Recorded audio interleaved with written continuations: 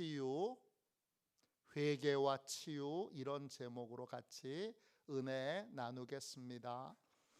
예수님이 말씀을 전하시는 자리에도 모든 사람들이 치유를 받은 건 아닙니다. 치유를 받은 사람도 있고 치유를 받지 못한 사람도 있습니다. 예수님을 만났는데 예수님의 가르침을 받았는데 어떤 사람은 구원도 받지 못하고 치유도 받지 못하고 변화도 받지 못합니다. 최고의 설교자가 설교하고 최고의 능력자를 만났는데도 고침받지 못하고 변화되지 못하고 구원받지 못한 사람들이 있습니다.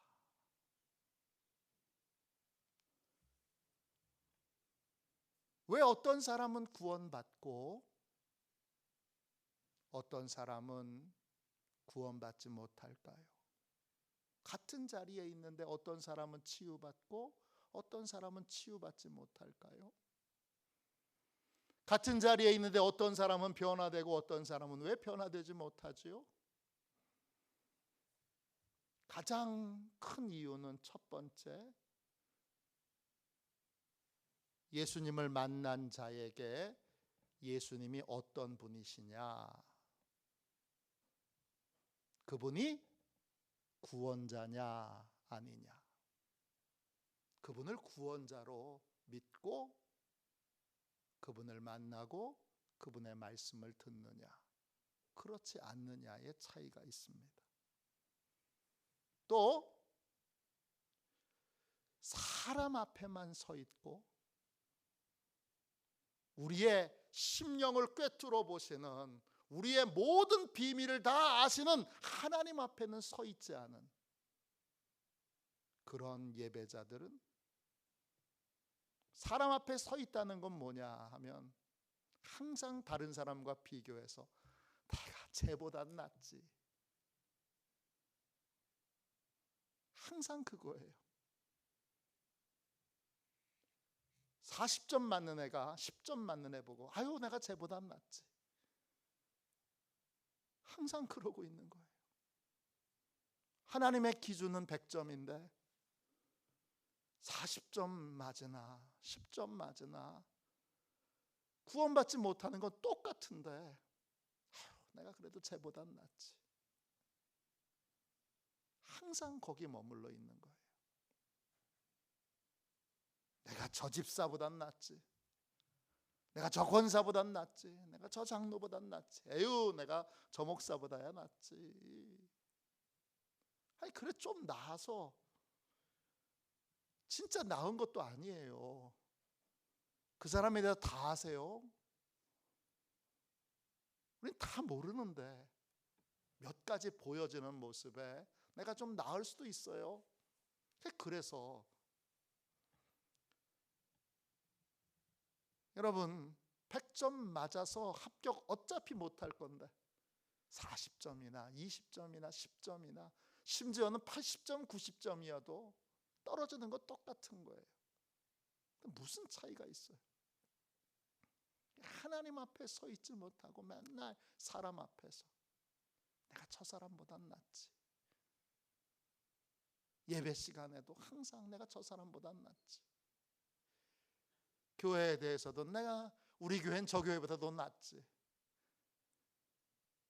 항상 거기 머물러 있는, 하나님 앞에 내가 모든 비밀을 아시는 하나님 앞에 지금 어떤 상태인가 보지 못하는 거예요.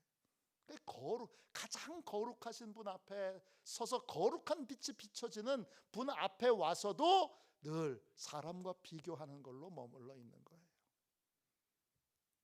세 번째, 은혜 받지 못하는 사람의 또 다른 특징, 치유받지 못하는 사람의 또 다른 특징은 하나님의 심판을 두려워하지 않는다는 거예요. 아우 하나님의 심판은 나중 일이고 지금 급한 게,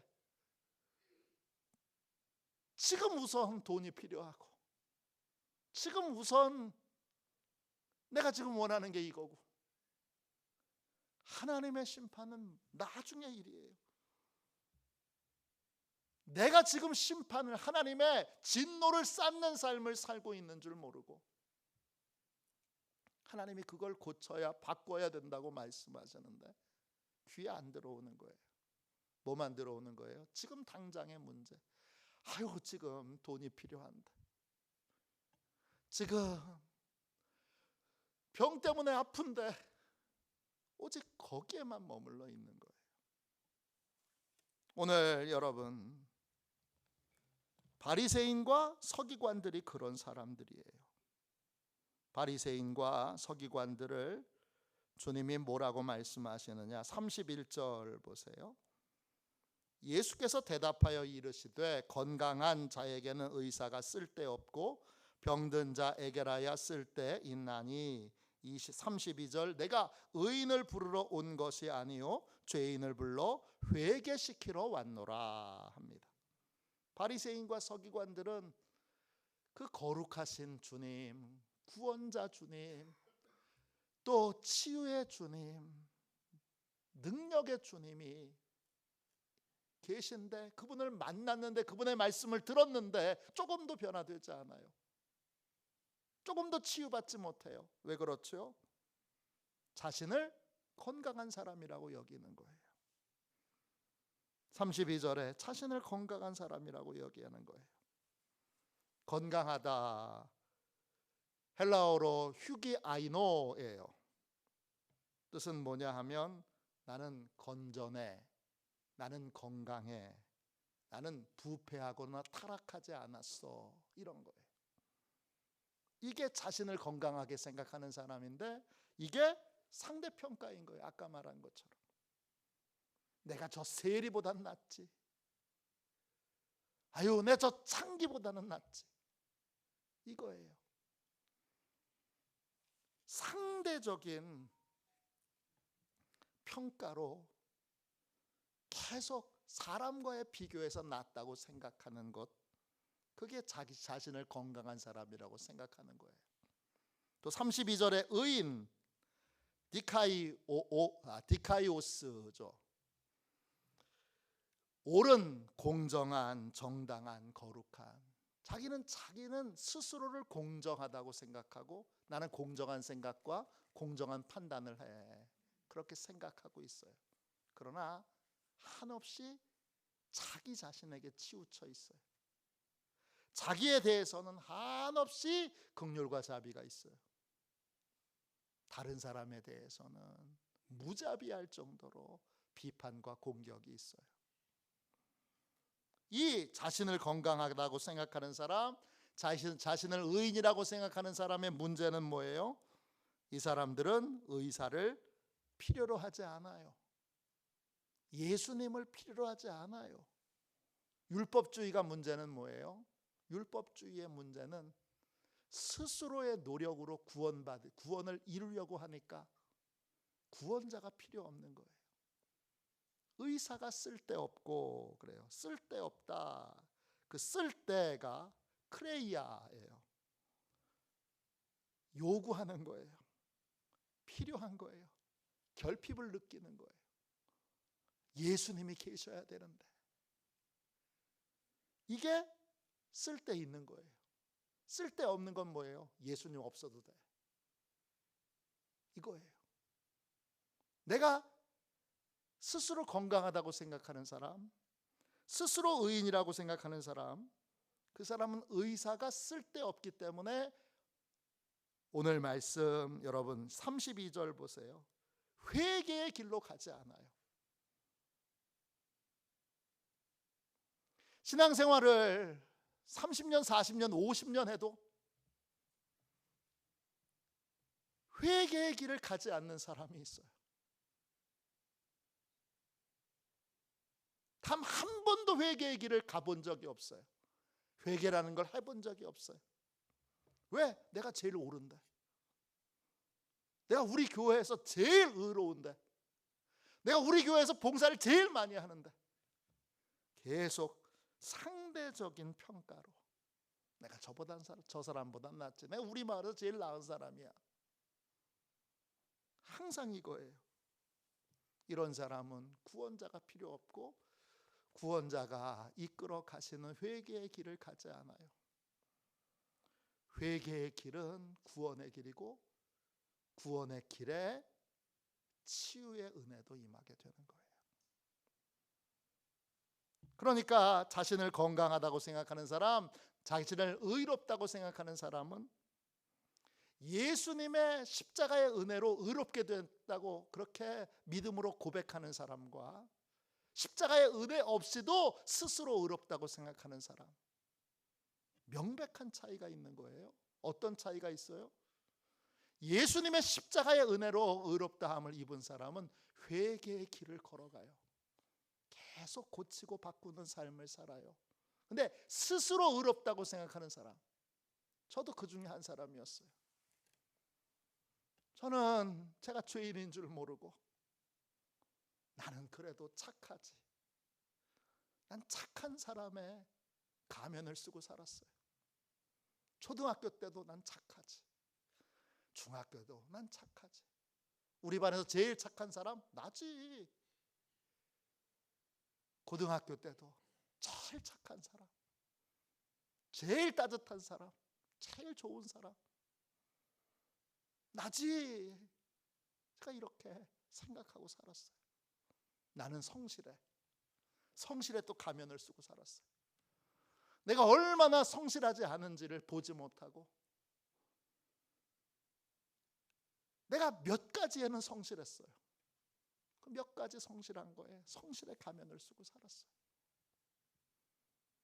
그런데 십자가 앞에 나아가서 주님이 나를 발가벗기셨을 때, 십자가에서 주님이 발가벗고 서 계시더라고요. 그리고 주님과 대화를 나누려면 나도 발가벗어야 되더라고요. 감춘 거 아무것도 없이 발가벗겨져서 주님과 대화를 나누니까 초등학교 때부터 지은 죄들이, 감히 입에 담을 수 없는 죄들이 그 십자가 앞에 발가벗고 섰을 때 그 죄들이 다 명백하게 드러나더라고요. 깜짝 놀랐네요. 내가 그렇게 나쁜 놈인 줄 몰랐네요. 내가 그렇게 나쁜 놈인데, 내가 그렇게 악한 놈인데, 초등학교 때부터 우리 친구들이 아우 제일 착하네, 제일 성실하네, 제일 따뜻하네, 그 겉모습만 보고, 이 껍데기만 보고 하는 친구들의 말에 속아서 저의 진짜 모습을 보지 못했어요. 주님이 보여주시니까 끔찍하더라고요. 그걸 보는 것 자체가 지옥이에요.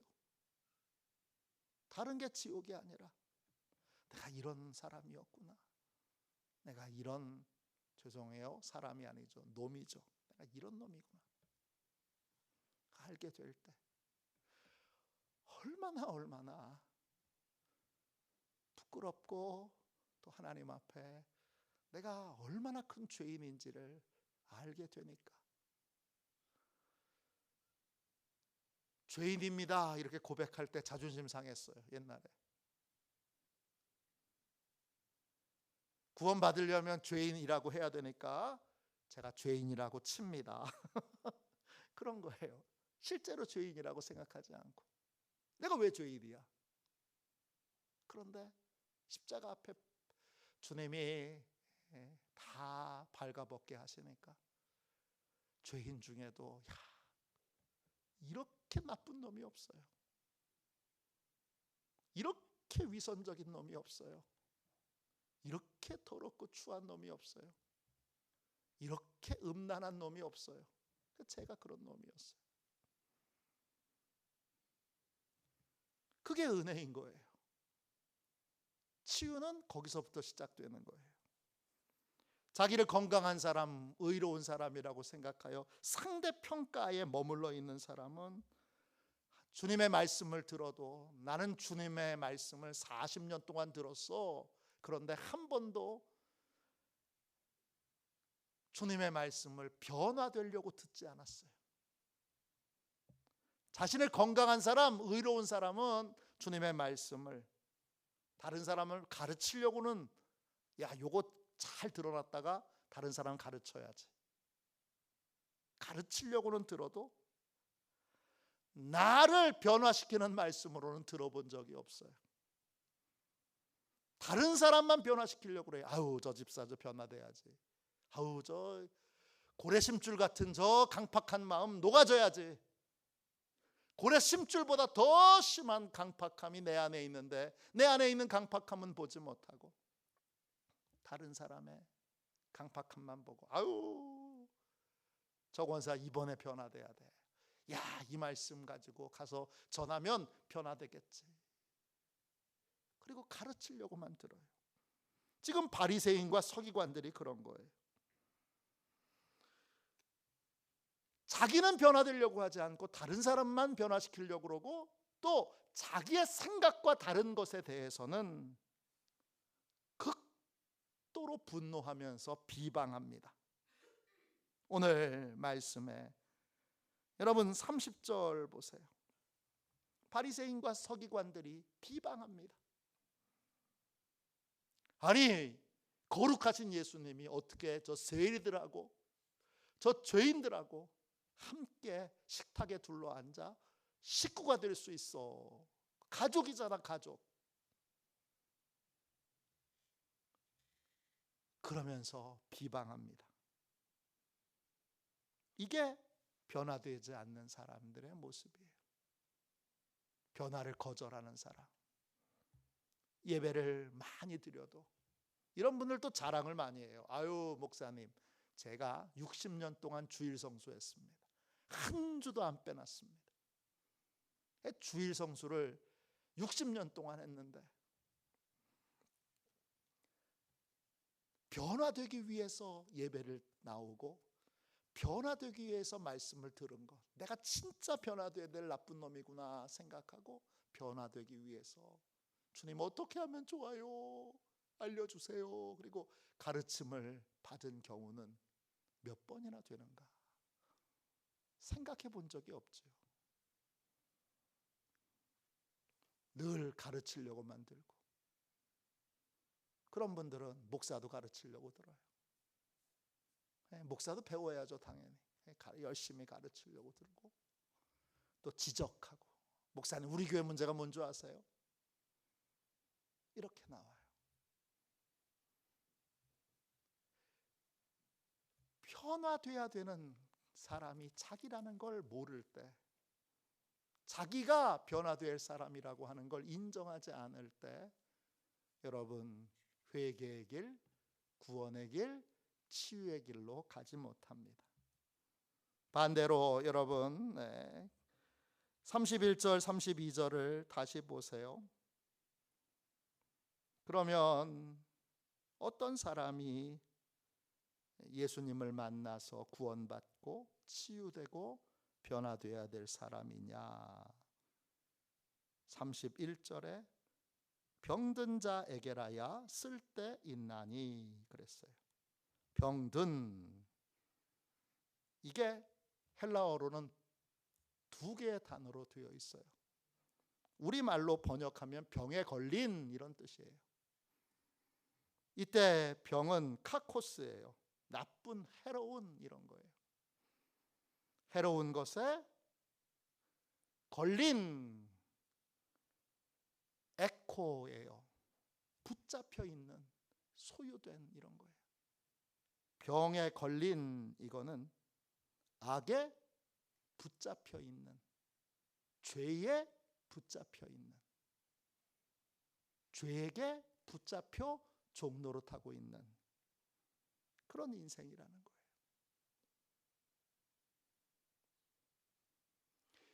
붙잡혀 있는 인생은 스스로 빠져나올 수 없어요.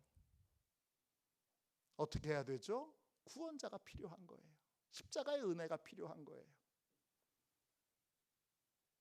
내 힘으로는 죄의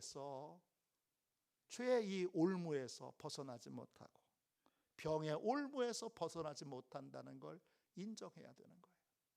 그 사람이 병자예요. 병든 자에게 뭐가 필요해요? 의사가 필요해요. 예수님이 필요하다고요? 그 사람에게 32절 보세요. 주님이 죄인을 불러 그랬어요.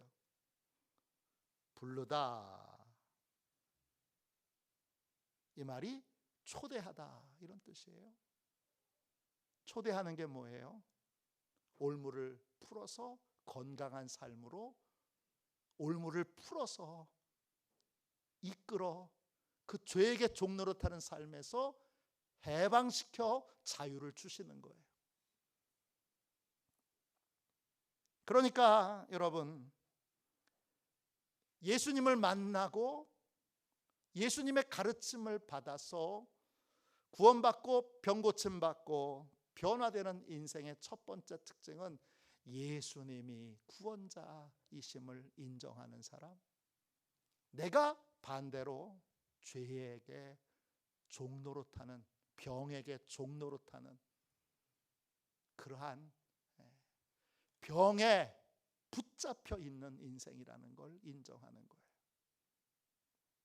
그러면 십자가의 은혜가 필요한 거예요. 주님이 값을 지불해야 풀려날 수 있는 거예요. 주님이 값을 지불하셨음을 믿음으로 인정해야 여기서 풀려날 수 있는 거예요. 죄에서 자유를 얻게 함은 보혈의 능력, 주의 보혈, 보혈이에요.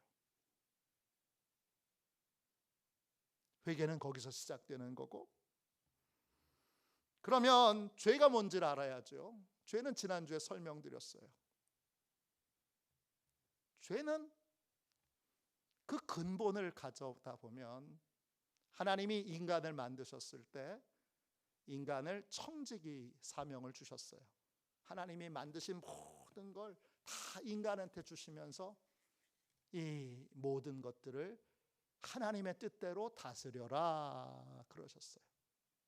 우리에게는 하나님이 주신 모든 것들을 하나님의 뜻대로 다스려야 되는 책임이 있는데 마귀가 와서 우리를 유혹해요. 너 하나님처럼 될 수 있어. 그래서 선악을 알게 하는 나무의 열매를 따먹었어요. 선악의 기준이 하나님께 있는 사람은 하나님께 가서 매번 어떻게 해야 되는지를 물어요. 근데 선악의 기준이 나한테 있는 사람은 내 마음대로 하는데 뭘 가지고 내 마음대로 하느냐? 하나님의 것을 내 마음대로 해요. 그게 죄예요. 구체적으로 말하면 하나님의 것, 여러 가지가 하나님의 것이 있죠. 돈, 그거 다 하나님 거예요. 내 돈 그렇게 생각하면 선악의 기준이 나한테 와 있는 거예요. 시간, 하나님의 거예요. 하나님의 시간이에요. 이 육체, 하나님의 것이에요. 내 눈, 하나님의 거예요. 하나님이 보라고 하는 건 안 보고 보지 말라는 것만 보는 거, 그 죄인 거예요. 귀, 하나님이 들으라고 하는 건 안 듣고 듣지 말라는 것만 듣는 거, 이거 죄인 거예요.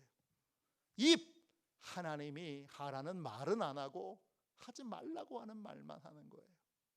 손, 하나님이 베풀라는 사랑은 안 베풀고 손가락질하고 때리고 공격하고 비판하고 이렇게 하나님이 하지 말라고 하는 일만 하는 거예요. 발, 하나님이 가라는 곳은 안 가고 어려운 사람 도와주러 가라, 싫어요. 그런데 저게 음란한 짓 하러 가고 나쁜 짓 하러 가고 다른 사람 힘들게 하러 가고 다른 사람 아프게 하러 가고 다른 사람 멸망시키러 가는 거예요. 그게 죄인 거예요.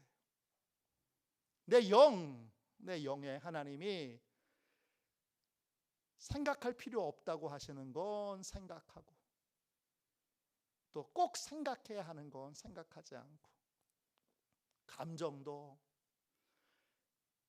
하나님이 버리라고 하는 감정은 그대로 두고, 하나님이 간직하라고 하는 감정은 내가 내다 버리는 거예요. 사상도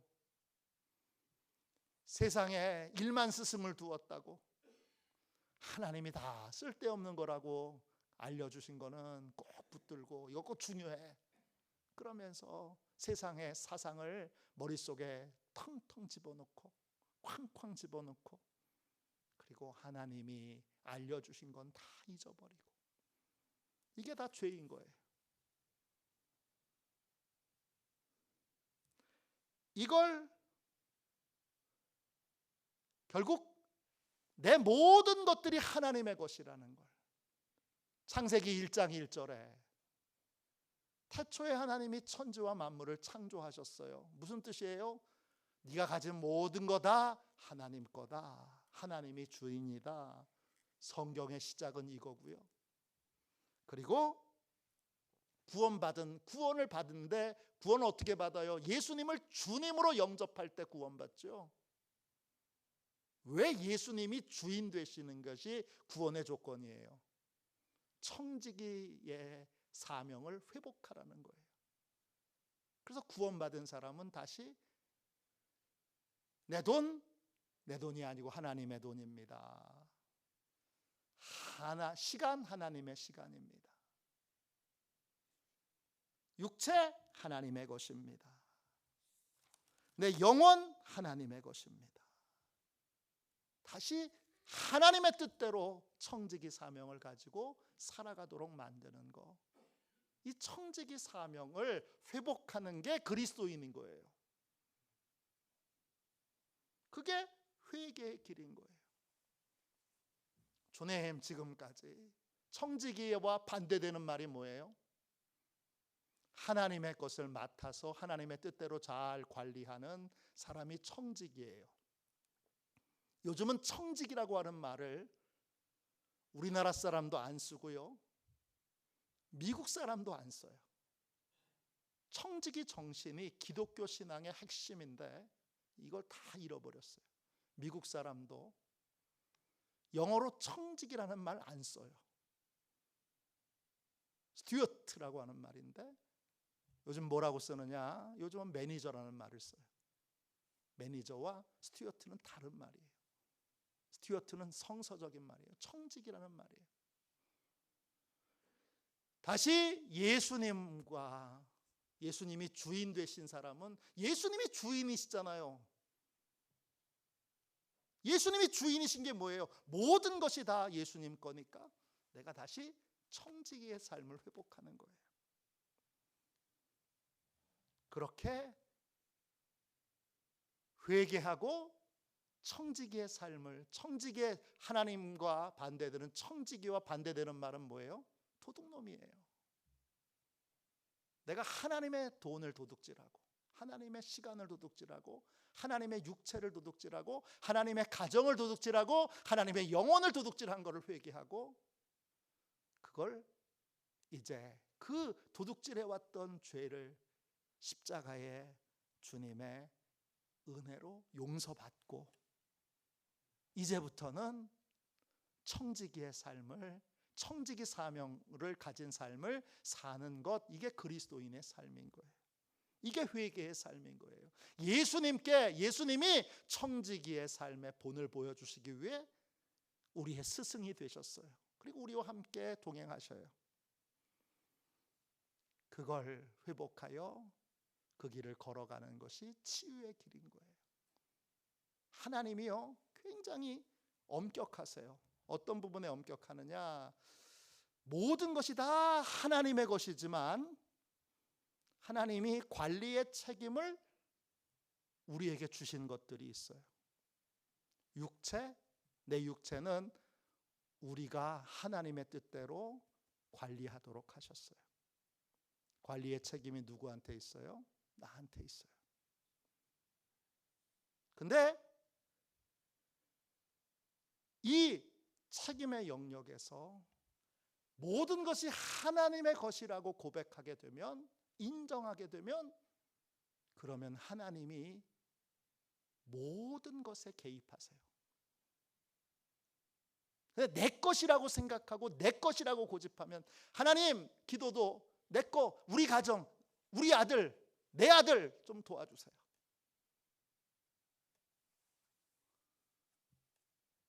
소유권이 나한테 있는데 하나님이 도와주세요. 이런 기도는 하나님이 적극적으로 개입하실 수가 없어요. 어떻게 기도해야 되는 거예요? 우리 아들은 하나님의 아들입니다. 하나님이 책임져 주세요. 아들이 아파요. 하나님의 아들이 아파요. 하나님. 아버지가 고쳐주셔야죠. 이렇게 가야 되는 거예요. 이게 치유의 길인 거예요. 회개는 또 여러분, 한자로 회개가 뭐예요? 회개는 뉘우칠 회, 그 다음에 고칠 개예요. 회개에 결심만 하는 건 회개가 아니고 삶으로 고쳐져서 고치는, 계속 고쳐나가는 삶을 살아야 돼요. 그걸 회개의 열매라고도 하는데, 회개라는 말 자체가 그런 거예요. 누가복음 18장 9절부터 14절까지 보면 바리새인과 세리의 기도가 나와요. 근데 만일에 세리가 멀찍이 서서 하늘을 쳐다보지도 못하고 가슴을 치며 하나님 앞에 이렇게 기도했어요. 하나님, 불쌍히 여겨주세요. 저는 죄인입니다. 그렇게 기도하고, 만일에 이 세리가, 성경에는 안 그렇지만 만일에 세리가 이렇게 기도하고 다시 가서 세리의 삶을 동일하게 살아간다면, 회는 하는데 개는 못하는 거예요. 회개를 해야 되는데 회만, 뉘우치는 것만 하고 고치는 건 못하는 거예요. 그런데 오늘 본문에 마태가 나오죠. 아버지가 지어준 이름은 레위예요. 여러분, 이 말씀이 왜 기적이에요? 육체만 고치는 게 기적이 아니라 영혼이 고쳐지는 거야말로 진짜 기적인 거예요. 오늘 말씀 보세요. 치유는 회개의 과정을 밟는 자에게 주시는 은혜인데, 바리새인들과 서기관들이 그렇게 비판했던 레위는 어떻게 치유를 받고 치유의 은혜를 경험하고 누리게 됐는가? 27절 보세요. 27절입니다. 그 후에 예수께서 나가사 레위라 하는 세리가 세관에 앉아 있는 것을 보시고 나를 따르라 하시니, 주님을 만났을 때 레위는, 아버지가 지어준 이름은 레위예요. 히브리 이름이에요. 헬라 이름이 있어요. 헬라 이름은 마태복음에 나와요. 이름이 마태예요. 마태복음을 쓴 마태예요. 아버지가 레위 성전에서 하나님의 일을 하는 거룩한 삶, 하나님을 기쁘시게 하는 삶을 살라고 이름을 레위라고 지어줬는데, 레위라고 하는 이름은 다 버리고 헬라 이름 마태를 쓰면서 살아가는데, 이 사람의 직업이 뭐예요? 세리예요. 로마에 가서 뇌물을 주고 세금 얻을 권리를 사서 사람들에게 몇 배의 세금을 더 부과해서 세금을 뜯어내는 일제시대의 친일파와 같은 사람이에요. 그런데 세리 중에도 가장 좋은 자리에 있는 사람이 누구냐? 이 마태예요. 왜 그렇죠? 그는 세관에 앉아 있어요. 세관 탈로니온이에요. 세금을 내는 노점이에요. 이 노점이 어디 있느냐? 국경에 있어요. 국경세를 내는 노점을 운영하는 사람이 이 레위 마태예요. 국경을 나갈 때도 세금을 내고 국경을 들어올 때도 세금을 내는 거예요. 앉아있기만 하면 떼돈 버는 거예요. 어마어마하게 돈을 버는 거예요. 다른 세리들은 손가락질을 받으면서도 세금 걷는 사람들을 이용해가지고 집집마다 가서 악을 쓰면서 세금을 걷기 위하여 싸우기도 하고 소금을 맞기도 하고 또 욕을 먹기도 하고 돌을 맞기도 해요. 근데 이 레위는 완전히 좋은 자리예요. 앉아있기만 하면 돼요. 세금 안 내면 못 나가요. 세금 안 내면 못 들어와요. 끝내주는 자리예요. 돈 버는 걸로만 생각하면 헤롯 왕이 부럽지 않은 자리가 이 자리예요. 그냥 앉아있기만 하면 돼요. 앉아있기만 하면 나가려는 사람들은 무조건 내야 되고 들어오려는 사람은 무조건 내야 돼요. 요구하는 대로 줘야 돼요.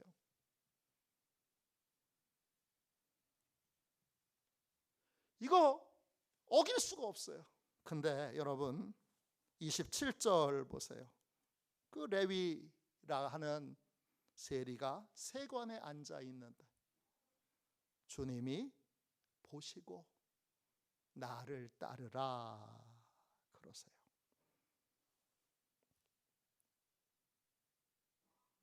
이때 마태의 이 레위의 마음에 어떤 변화가 있었습니까? 주님의 말씀을 들을 때에 그의 심령 안에 회개의 역사가 일어났어요. 어떤 역사죠? 떼돈 버는 이 자리가 떼돈 버는 자리로 안 보이고 어떤 자리로 보이느냐? 하나님의 진노를 쌓는 자리로 보이는 거예요.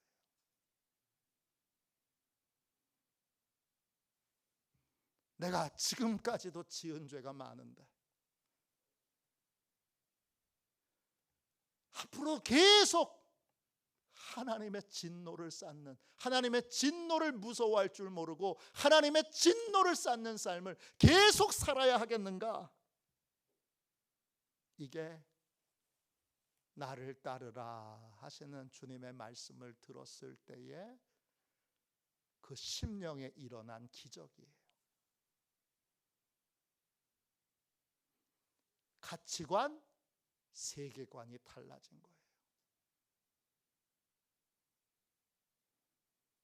나를 따르라 할 때 여러분 28절 보세요.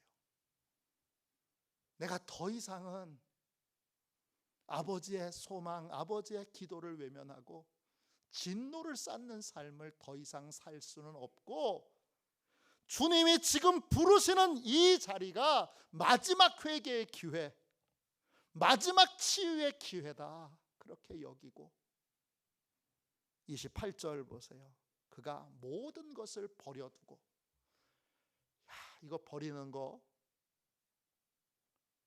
이 심령의 변화, 기적이 아니고서는 이거 못 버립니다. 이거 어떻게 버려요?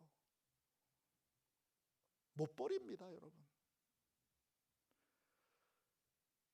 전국에서 그 당시 유대 전체에서 가장 좋은 직업이에요. 돈 벌기. 이거보다 더 손쉽게 돈을 벌 수 있는 방법은 없어요. 완벽해요, 아주.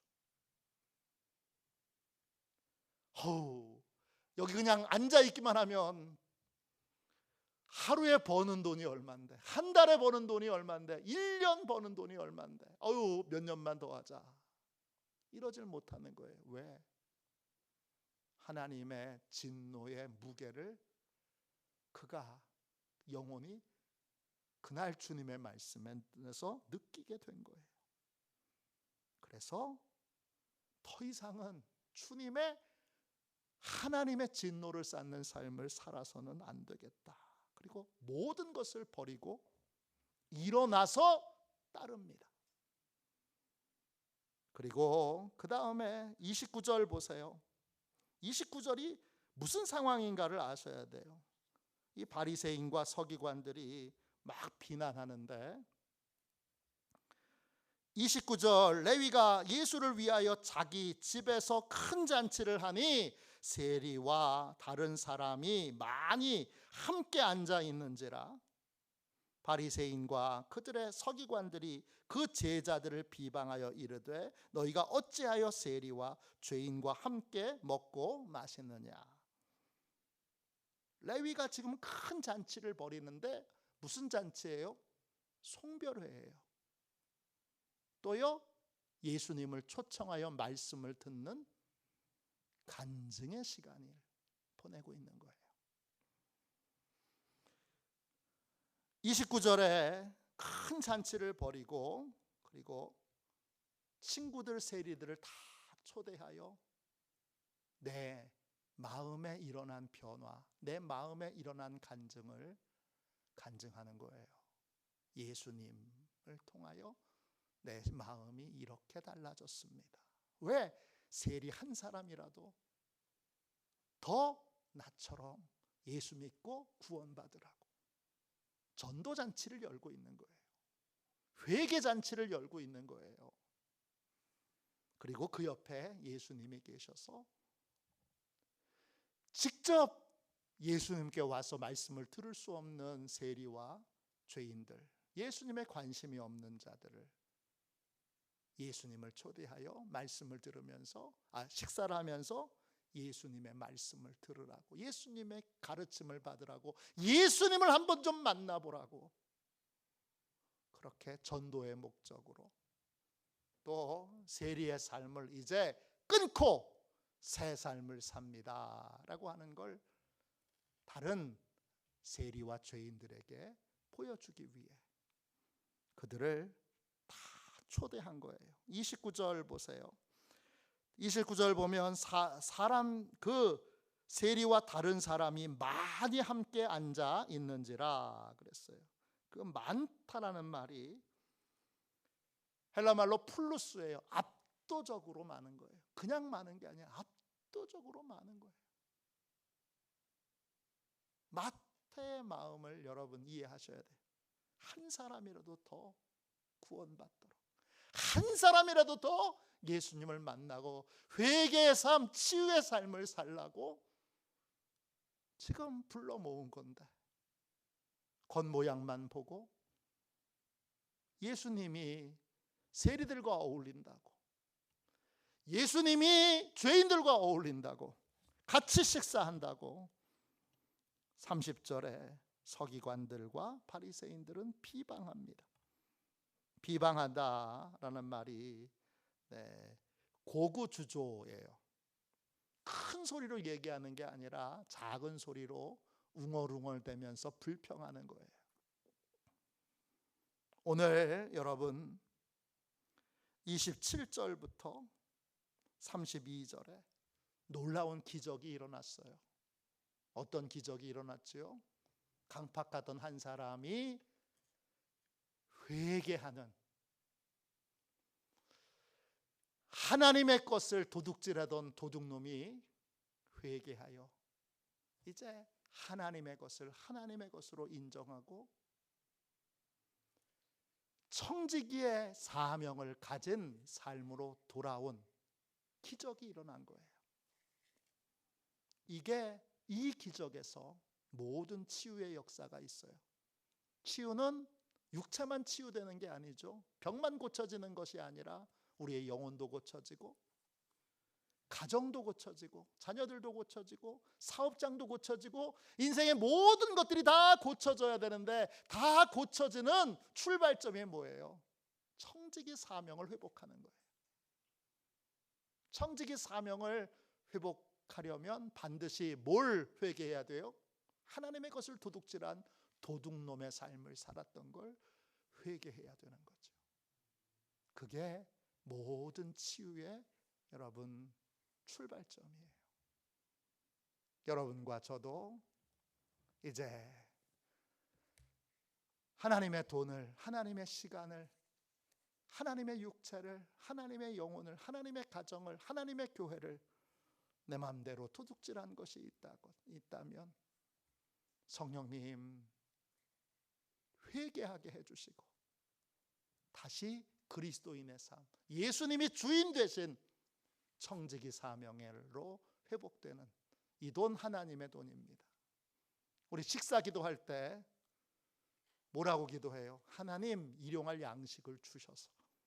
다 하나님이 주신 거예요. 양식만 주신 게 아니라 다 하나님이 주신 거니까 하나님이 주신 거를 하나님의 뜻대로 써야 되는 사명이 우리에게 있고, 이것이 회복되면 하나님이 한량없는 은혜와 복과 치유와 회복의 역사를 우리 인생에 부어주십니다.